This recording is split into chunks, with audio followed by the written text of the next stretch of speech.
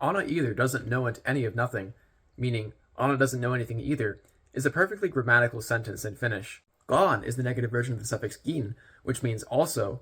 A is the third person singular form of the negative verb, which corresponds pretty closely to the English word doesn't.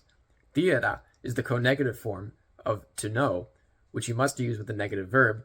Mikään means nothing, and mitään is the partitive form of mikään. By my count, that's a quintuple negative, and it would probably kill your English teacher.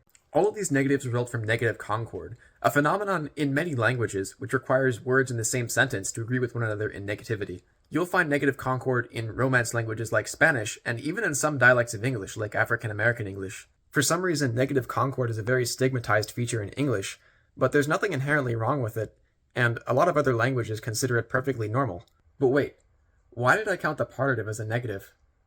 The partitive, which I've hyperbolically translated as of nothing, always replaces the accusative case as the marker of direct objects in negative sentences, meaning that it too has a role in negative concord. In some cases, you could describe the partitive as the negative equivalent of the accusative, but in this case that might not be a fair argument. The partitive can also mark the direct object in a positive sentence, and the positive version of this sentence would use it as well.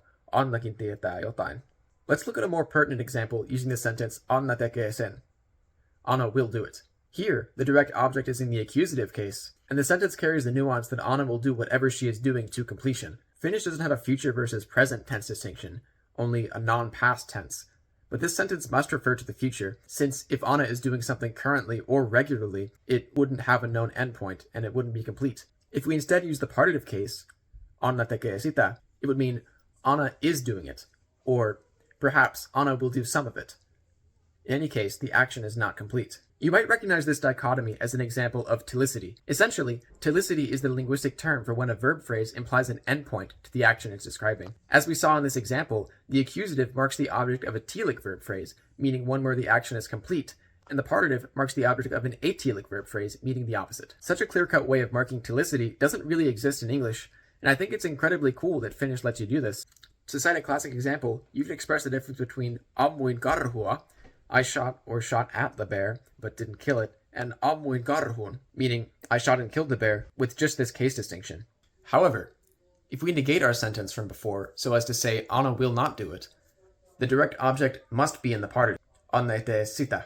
Using the accusative, Anna ei tee sen, would be ungrammatical. And that makes sense, right? If you don't do something, then clearly it can't be complete.